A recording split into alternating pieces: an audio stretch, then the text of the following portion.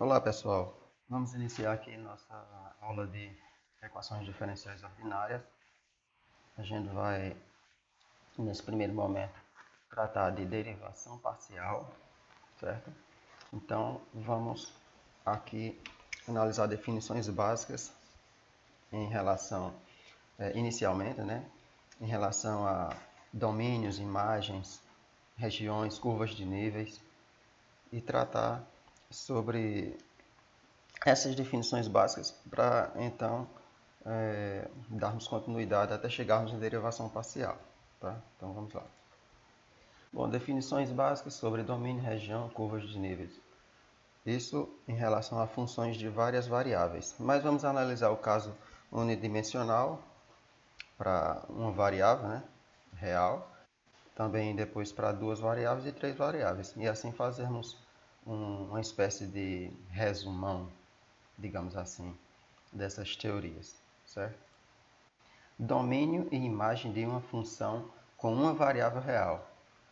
Definição: considerando que toda função f de a em b é uma relação binária, então f tem um domínio e uma imagem.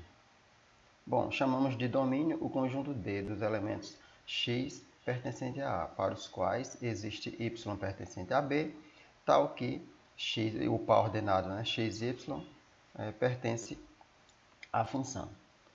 Como pela definição de função, todo elemento de A tem essa propriedade, temos nas funções domínio como sendo o conjunto de partida, isto é, o domínio, aqui a gente pode colocar como um conjunto A, que é o conjunto de saída, certo?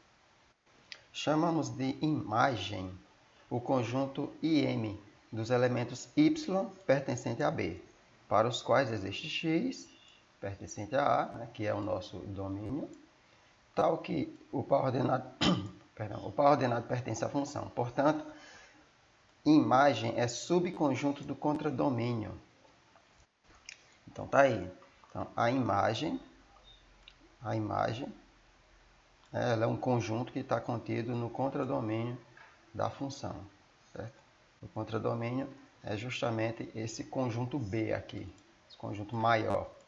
Então, o conjunto imagem, ele pode ser subconjunto desse contradomínio, e podendo, claro, ser, inclusive, todo o contradomínio, né? Então, aqui a gente está vendo o conjunto imagem da função. Aqui nós temos o domínio dela, tá? Todos os elementos do domínio da função, né? Como se trata de uma relação binária, todos os elementos do domínio, ele vai ter um correspondente no contradomínio. No caso, mais precisamente, no conjunto imagem da função. Aqui nós temos exemplos gráficos de função. Nós temos aqui esse gráfico, o primeiro gráfico aqui, dessa função, né? Que é uma parte de uma parábola. Ela tem aqui nós vemos aqui no eixo x de menos 2 até 1, é o intervalo de definição da função, é o domínio dela. E o conjunto imagem aqui, a gente está vendo de 0 até 4, certo?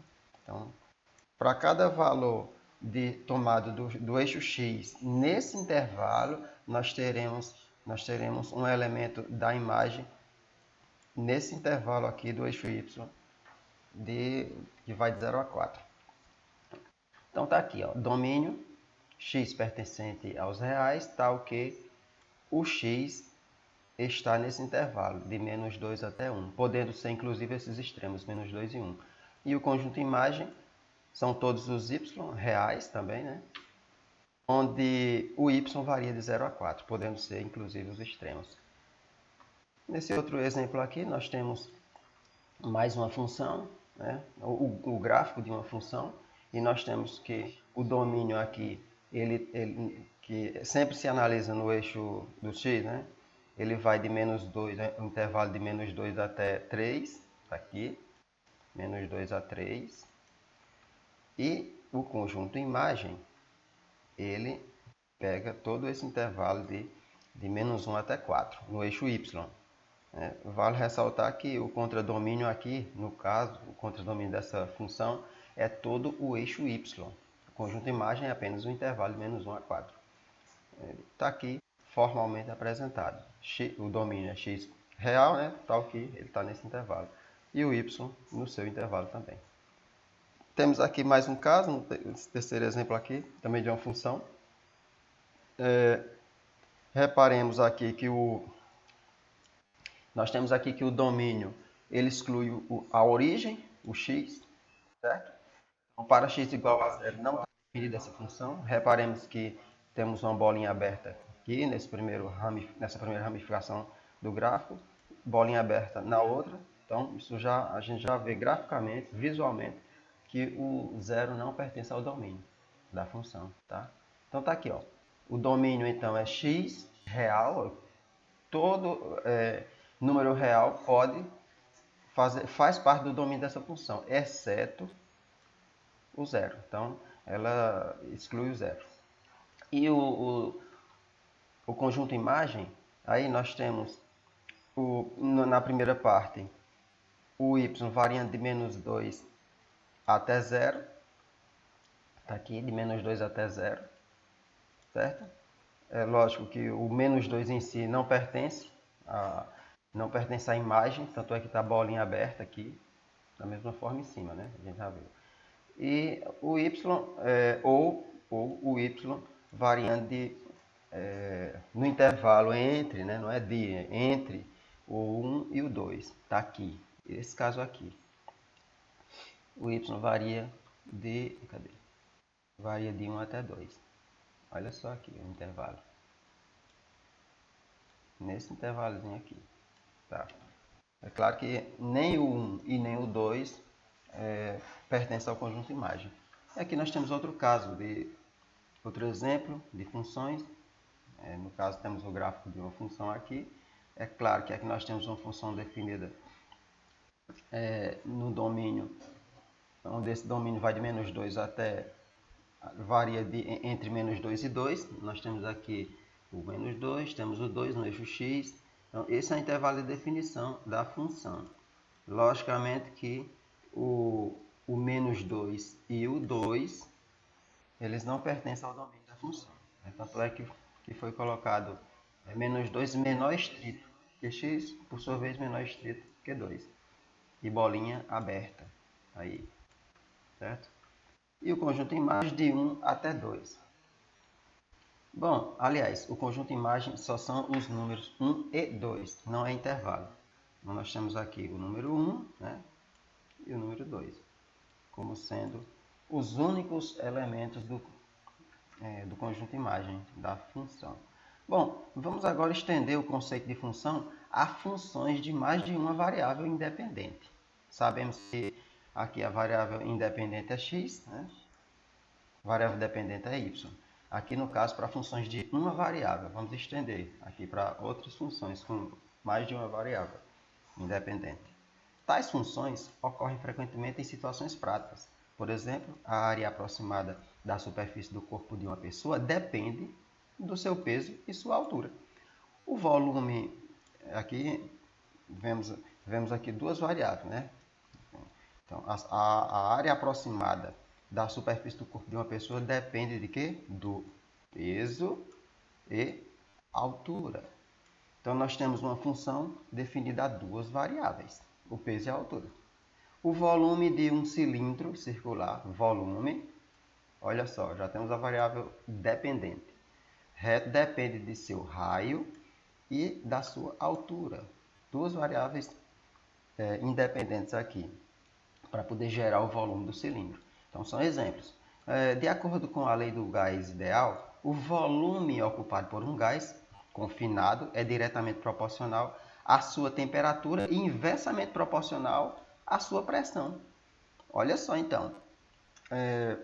Temperatura e pressão são variáveis independentes. Temperatura e pressão. Bom, quando você substitui isso por números em temperatura e pressão, você vai ter o quê? Você vai ter o volume ocupado por um gás confinado. Então é isso.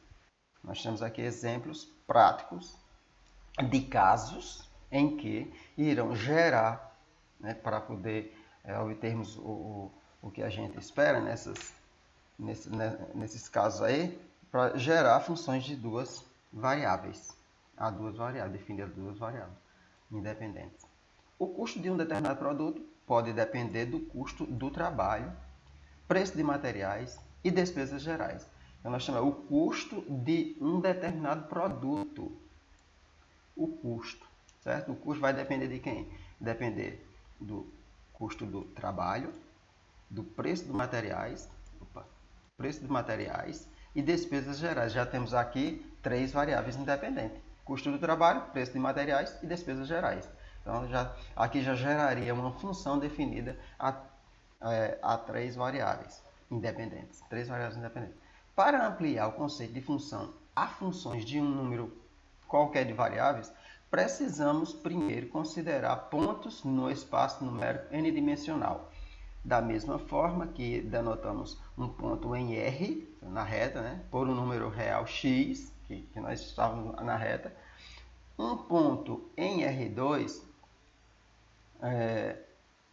por um par ordenado, né, de números reais, x, y, e um ponto em R3 por uma tripla ordenada de números reais, x, y, z. Reparem que esse z aqui é variável dependente de quem? Das variáveis x e y, certo? Bom, nesse caso aqui, nós ainda teríamos que considerar uma variável que poderia depender também do z, né? No caso, seria uma função a três variáveis, só que nós geraríamos um outro resultado para uma imagem que pegaria x, y, z também como variáveis independentes. Um ponto do espaço unidimensional Rn é representado por uma ênupla de números reais, sendo comumente denotado por, está aqui, olha só. Então, nós temos que no Rn, ou seja, para um espaço n dimensões, nós teríamos uma ênupla ordenada e as variáveis seriam x1, x2, x3, x4, reticência, xn. Em particular, se n for 1, então nós teríamos apenas p igual a x, ou seja, nós teríamos uma função apenas com uma variável dependente, né? Então aqui nós temos, se n igual a 2, teremos um par ordenado, n igual a 3, uma tripla ordenada, n igual a 6, nós teríamos aqui as 6 variáveis, certo? Então, funções de duas variáveis. Vamos aqui pegar, aqui foi só uma introduçãozinha rápida com relação né, ao caso de funções com n variáveis. Iniciamos com exemplos práticos, né, sem definir, claro, lei alguma. Funções de duas variáveis. Vamos adentrar nesse caso, considerando essa situação. A temperatura T em um ponto da superfície da Terra, em um dado instante de tempo, depende da longitude e latitude y do ponto. Bom, só lembrando aqui, a latitude é a distância à linha do Equador ao longo do meridiano de Greenwich. Está aqui, nós temos aqui a distância à linha do Equador ao longo de quem? Do meridiano de Greenwich. E a longitude nós temos aqui, é medida na horizontal, né? Ao longo da linha do Equador. E isso tomando como referência sempre o meridiano de Greenwich, que é a principal paralela aqui, esse eixo vertical aqui apresentado, certo? Com relação com relação ao eixo terrestre. Então, nós temos aqui a ascendência, uma função definida a duas variáveis. Qual é a primeira variável? Uma das variáveis, né? É a longitude, a outra é a latitude, em relação à temperatura, né? Em um ponto da superfície da Terra. Podemos pensar em T, ou seja, essa temperatura, como uma função de duas variáveis. ou como uma função do par xy. Indicamos essa dependência funcional escrevendo t de temperatura, né, igual a f de xy. Então, a gente tem, para obter essa temperatura, nós teríamos aqui uma sentença matemática, uma relação, né, algébrica e numérica, algébrico-numérica, e que iria nos proporcionar o cálculo dessa temperatura em um ponto da superfície da Terra. Pois bem, aqui é um exemplo, vamos para outro exemplo aqui. O volume V de um cilindro circular depende de seu raio e de sua altura. A gente já tinha visto isso no início, né? Raio e altura. De fato, sabemos que V, né, o volume, nós temos aqui o volume de um cilindro πr ao quadrado vezes a altura, né? Onde πr quadrado aqui, ó, trata-se da área da base do cilindro, a base circular, né? E a altura é representada pela letra h. Podemos dizer que V é uma função de R e H. E escreveríamos assim, ó, V de RH é igual a πr ao quadrado vezes H. Certo? Vezes a altura, no caso. Aí uma função que nos dá o volume de um cilindro baseado em duas variáveis R e H. Raio da base e altura H. Bom, uma função, vamos à definição, uma função f de duas variáveis é uma regra que associa a cada par ordenado de números reais x, y de um conjunto D um único valor real denotado por f de x, y. O conjunto D é o domínio de f e sua imagem o conjunto de valores possíveis de f, ou seja, f de x, y, tal que x, y pertence ao domínio da função, certo? Frequentemente, escrevemos igual a f de x, y, para tornar explícitos os valores tomados por f em um ponto genérico x, y. Então, as variáveis x e y são variáveis dependentes e z é a variável dependente. Compare com a notação y igual a f de x para as funções de uma variável. Então, a gente observa aqui, né, que para funções de uma variável, enquanto y era a variável dependente de x, para funções de duas variáveis, nós teríamos um certo z, número z, que vai ser gerado, né, que trata-se da terceira dimensão, será gerado a partir de uma relação que depende de x e de y, certo? Então, enquanto y era variável dependente para funções de uma variável, aqui passa a ser variável independente, certo? Bom, é claro que no plano, se você pega uma função dessa z igual a f de x, y, e você faz z igual a zero, a gente vai jogar, ou seja, vai tratar no plano, né? E aí o y passa a ser simplesmente uma variável dependente, quando você faz z igual a zero, né? No caso que a gente vê nos exercícios.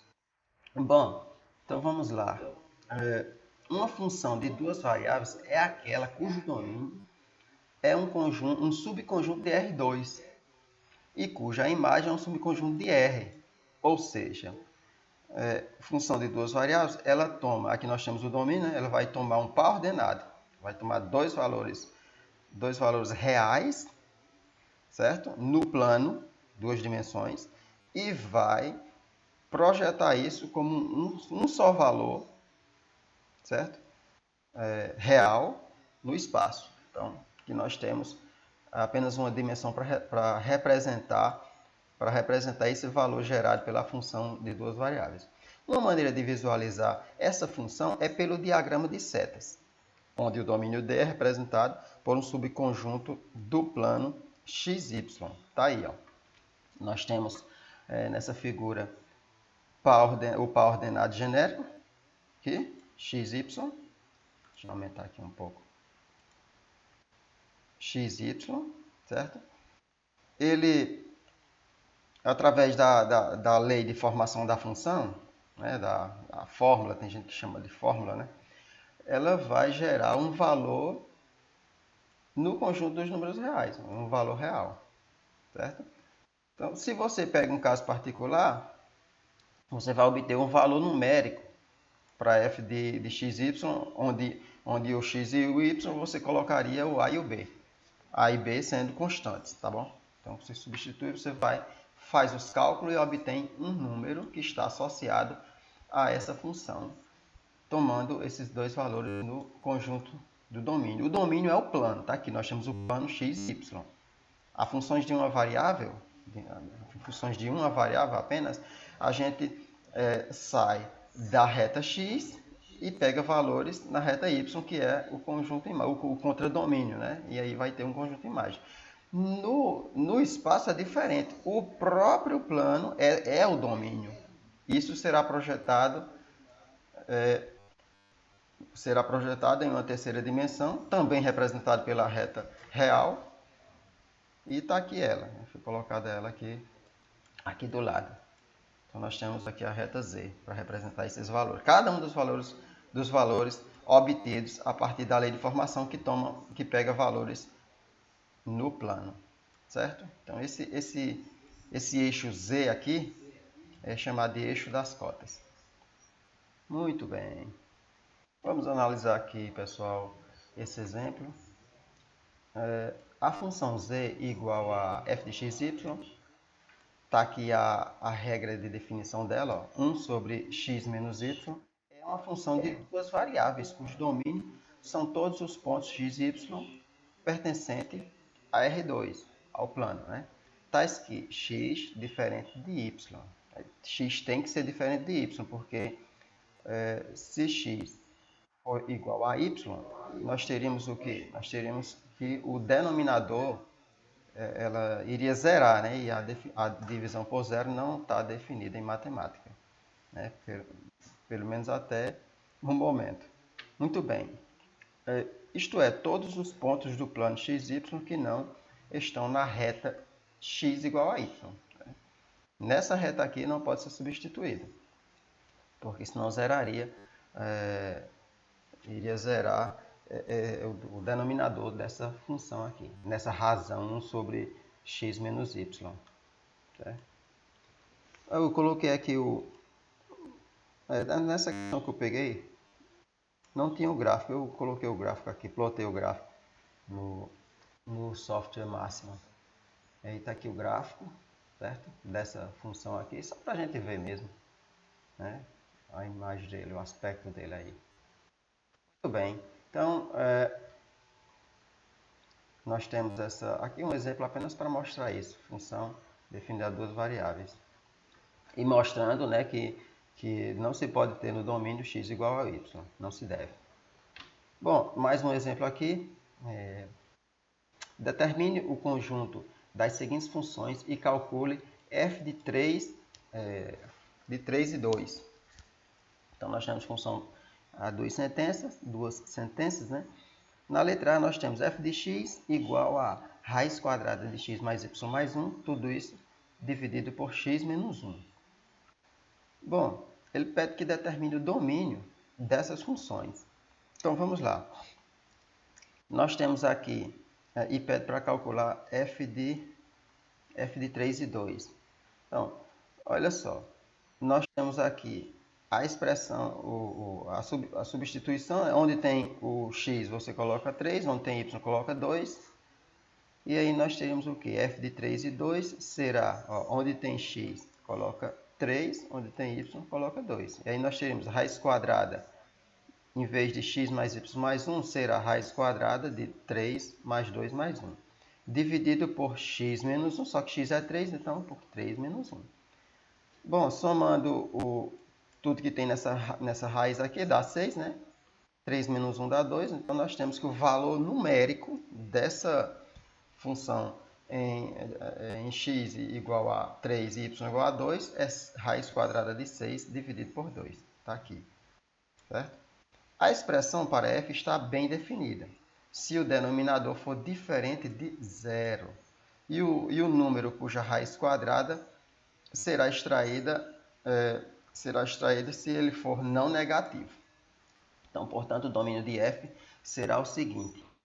Olha só, o domínio dessa função será x, aliás, d igual a xy tal que x mais y mais 1 seja maior ou igual que zero.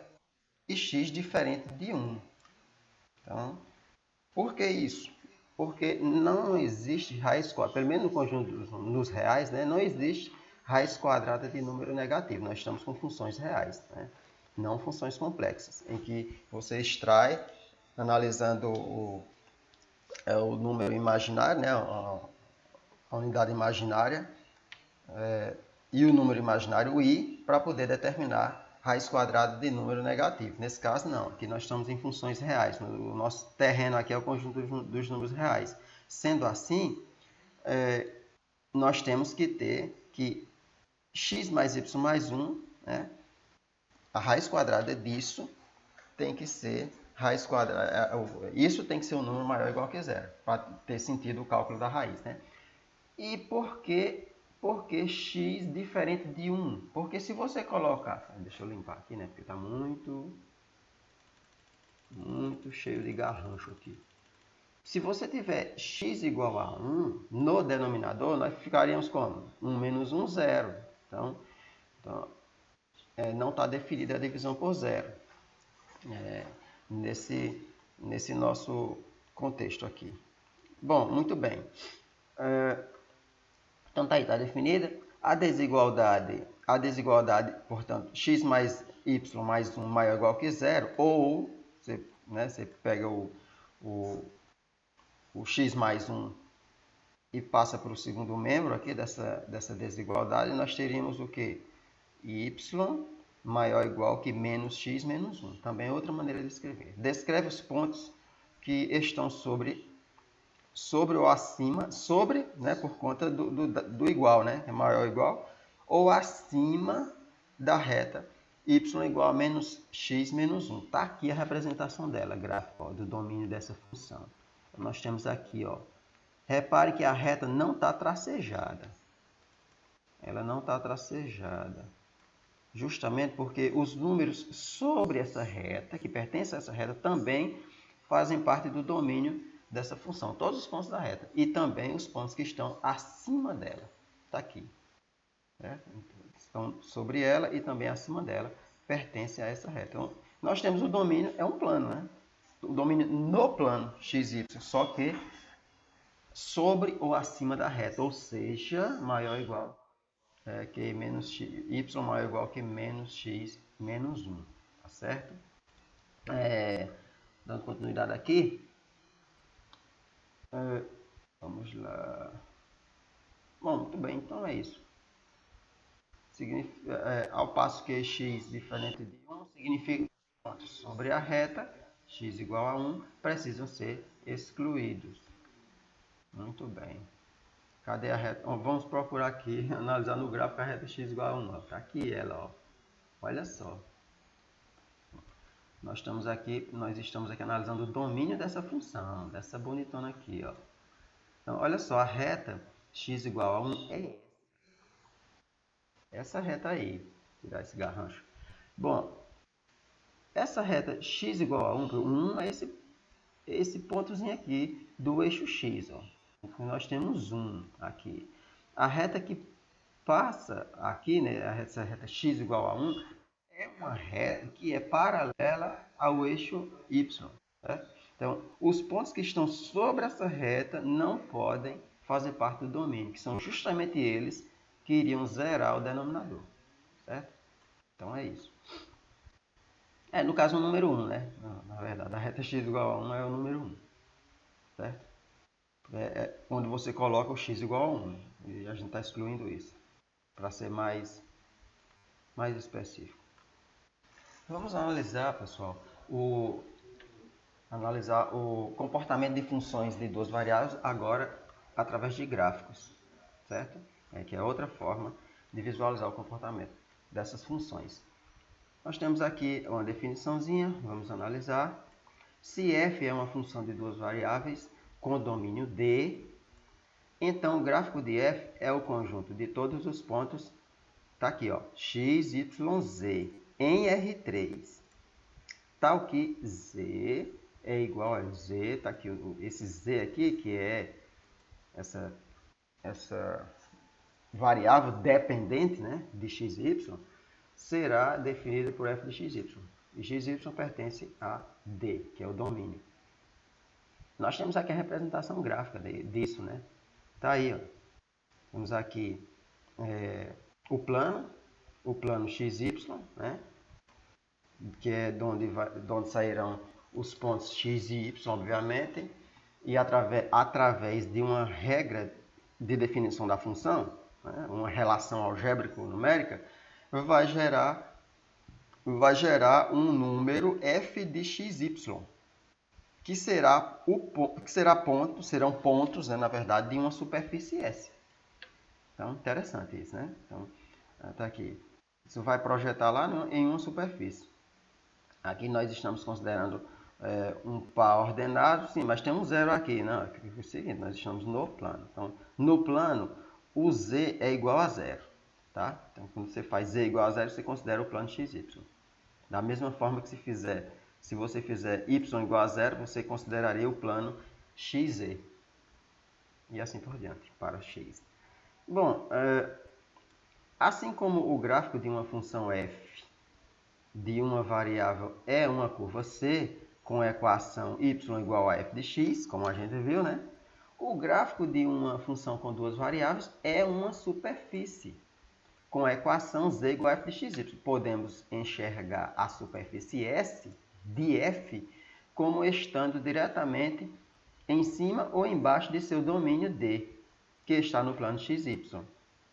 Reparemos que nesse nosso gráfico, a superfície está aliás, acima do plano xy, né? A superfície está acima. Poderia estar lá embaixo, poderia. A superfície está lá embaixo. Para isso, os valores de f de xy deveriam ser negativos. Para valores negativos, nós iríamos pegar superfícies abaixo do plano xy. É isso, por isso que ele falou isso. Então, vamos a um exemplo, né? Esboce o gráfico. Não considerem aqui os exemplos estão numerados e essa numeração não está correta, tá? Então, aqui é uma junção de vários materiais. Bom, esboce o gráfico da função f de xy igual a 6 menos 3x menos 2y. Muito bem. O gráfico de f, pessoal, tem essa equação aqui, ó.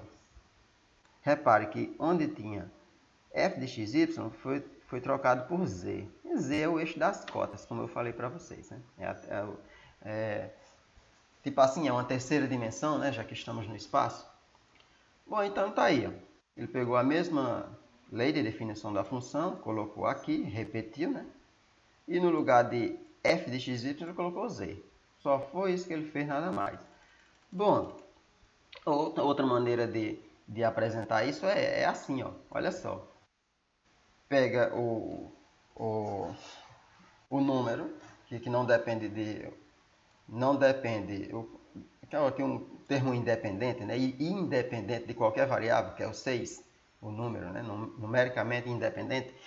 Ele pega o 6 e isola, deixa o 6, deixa aqui apenas no segundo membro, né?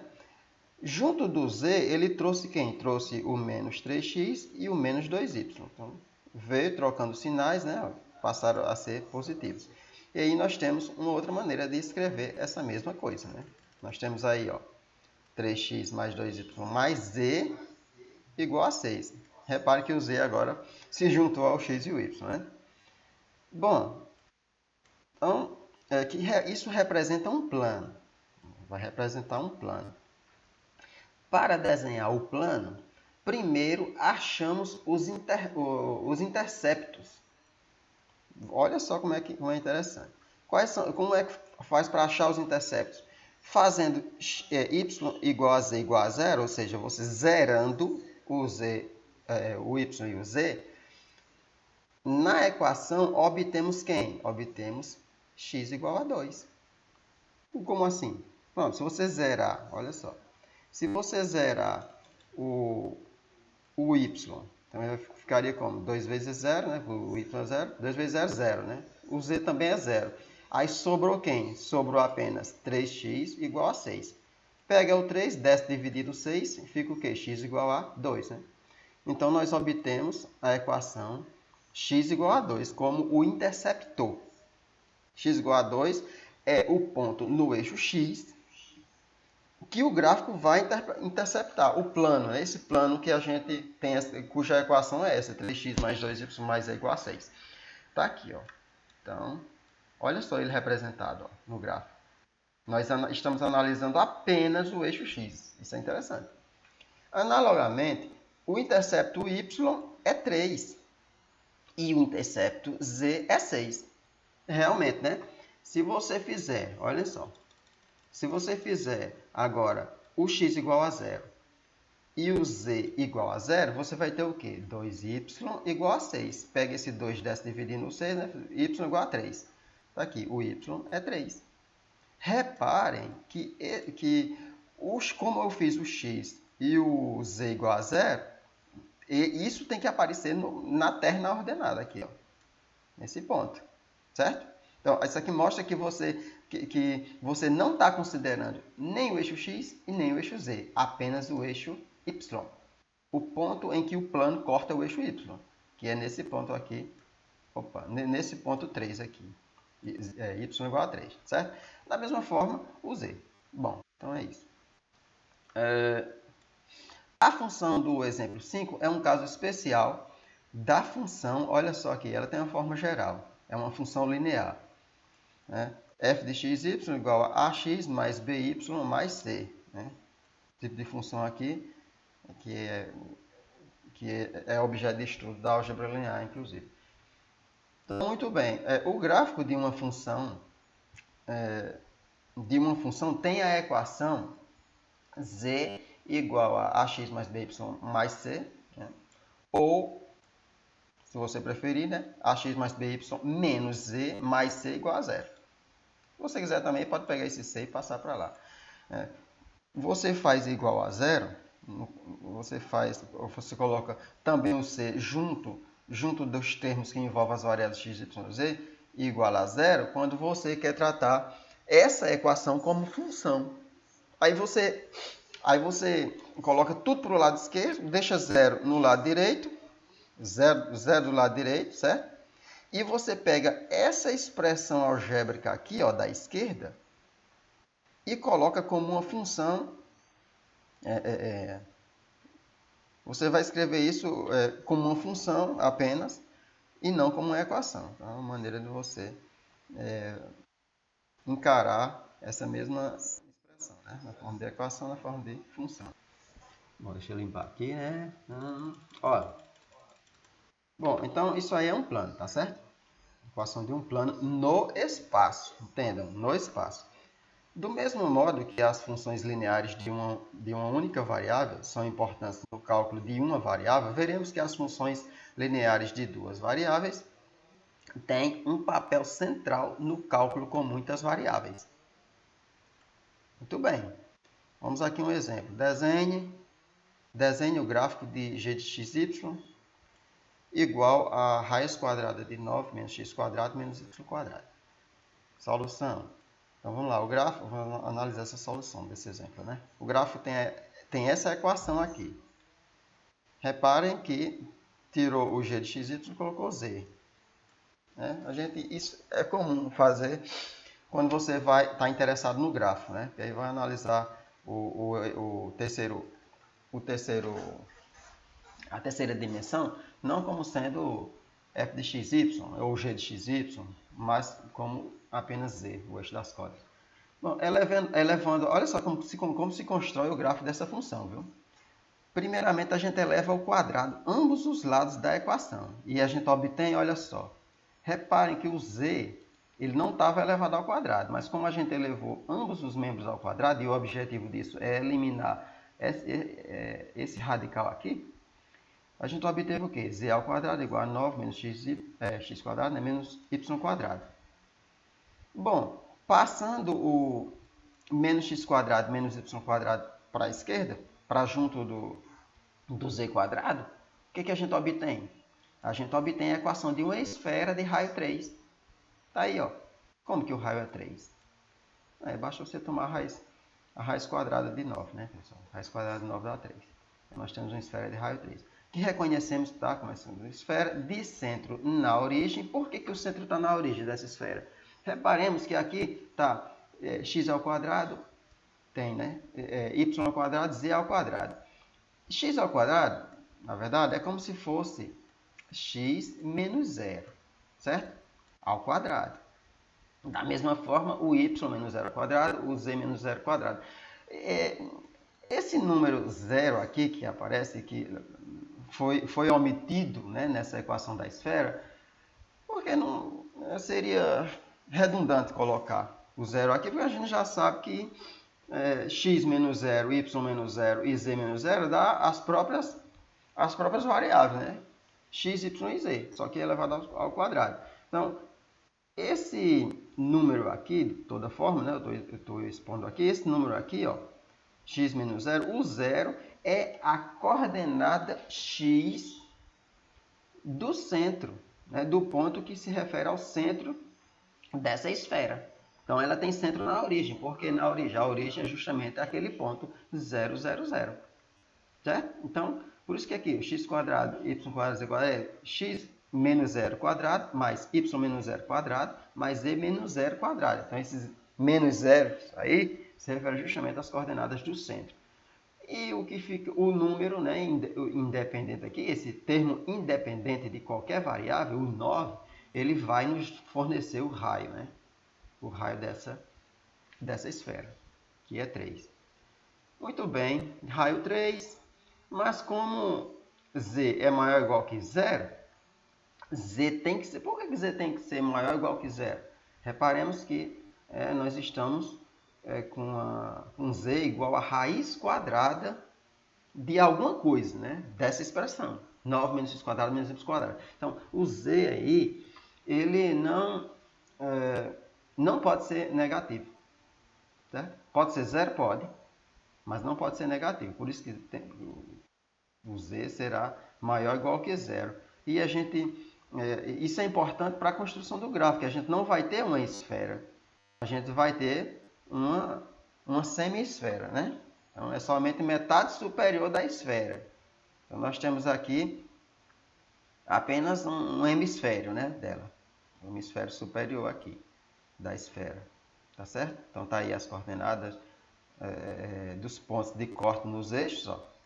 Aí tem que ser esses pontos de corte, porque o raio da esfera é 3, tá bom? Se é 3, o raio de uma esfera centrada na origem do espaço x, y, z, então nós vamos ter aí as coordenadas, né, todas pegando o número 3 para cada um dos eixos, certo?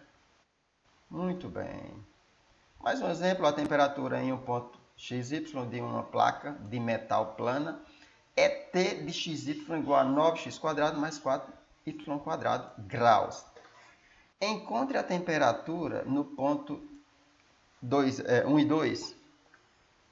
Letra B, ele pede que encontre a equação da curva, ao longo da qual a temperatura tem um valor constante igual a 36 graus. E na letra C, ele pede que esboce a curva do item B. Bom, muito bem. A solução aqui, né? No caso, a temperatura no ponto 1, 3, basta substituir, né? Onde tem x, coloca 1. 1, 3 não, 1, 2, né? Onde tem y, coloca 2. E ainda vamos ter 9x² vai ficar 9 vezes 1 ao quadrado, mais 4 vezes 2 ao quadrado, né? Isso vai dar o quê? 9 mais 16 igual a 25. 25 graus. Então, a temperatura nesse ponto, né? Ao longo dessa placa. Nesse ponto da placa. A placa de metal a gente está considerando como um plano, né? O nosso plano XY é a placa de metal. E aí a gente vai analisar nesse ponto da placa qual a temperatura. A temperatura vai ficar representada pelo eixo das cotas, o eixo Z. Vai estar lá em cima, né? A temperatura. Certo? Se Z é 0, então já sabemos qual é a temperatura, né? 0 graus. Então Z, aqui no caso, é o nosso T de XY, né? Nesse caso deu 25 graus. Na letra B, no item B, né, ele pede que se encontre a equação ao longo da curva para 36 graus. Se é se ele está querendo a equação para 36 graus, então onde tem o t de xy, a gente coloca 36. E aí nós teremos, ó, 9x² mais 4y² igual a 36, certo? Reparemos que ele pegou a mesma função, tá aqui, ó, t de xy, tá? Só que onde tem t de xy, ele colocou 36. Ele quer que ache a equação para que o caso de dar 36 graus. Achamos. Igual a 36 está aí, ó. E aí nós chegamos nessa equação aqui. Essa equação 9x² mais 4y² igual a 36, que trata-se nada mais, nada menos que a equação de uma elipse, tá? Então, uma elipse cujo um dos semi-eixos, né? O semi-eixo menor é 2 e o semi-eixo maior é 3, né? Você basta tomar raiz quadrada de 4, raiz quadrada de 9, você vai ter os semi-eixos. Muito bem. Igual a 1, né? Como que ele obteve essa equação aqui, já que ele tinha esta? Dividiu tudo por 36, tá? E simplificou. Bom, a curva, né, da equação está aí, a elipse, já falei. Está aí a curva, que é esse gráfico da elipse. Olha só que interessante. No item A, isso é uma aplicação muito interessante e muito usual nos livros de cálculo, que é encontrar a temperatura de uma placa, né? Então, repare que o 25 graus está realmente no campo de definição da função, ó, da elipse, né? Na elipse, olha só, está interior à elipse. Interessante isso. O ponto 1 e 2. Então, aqui a gente faz uma série de análises no gráfico, né? E o limite é quem? 36 graus, porque foi isso que a gente pediu. A gente pediu o gráfico de uma... Aliás, a equação, né? Para o caso dessa função, temperatura, fixando, olha só, a temperatura em 36 graus. Todas as temperaturas que tiver aqui no campo de limite dessa elipse, ele vai ser solução dessa equação. Interessante isso. Aqui tem vários gráficos que foram plotados, eu passei eles para cá. Todos esses gráficos aqui, pessoal, com essas respectivas, eu não fiz esses gráficos não, mas é bastante fácil de fazer esses gráficos aqui, cada um deles, é bastante simples. Basta você usar um software aí de construção de gráfico. Eu uso o Máxima, o software Máxima, ele é muito bom. Estou só com um probleminha, meu computador ele não é muito bom, aí não estou conseguindo plotar os gráficos. Aliás, compilar em PDF. Bom, então vamos lá.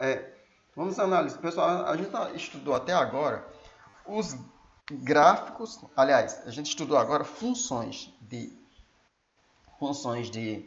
várias variáveis, certo? A gente analisou o domínio dessas funções, o contradomínio, a imagem dessas funções, o conjunto imagem dessas funções. Vimos vários exemplos, né?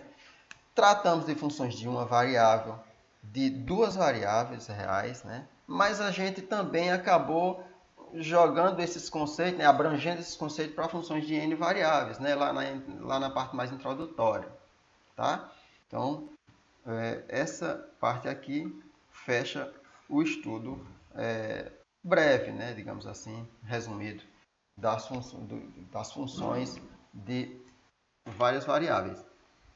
Importante para o estudo das equações. O objetivo do nosso curso é equações diferenciais ordinárias. Muito bem. Próximo tópico aqui, curvas de níveis, a gente vai estudar. Pois é, valeu.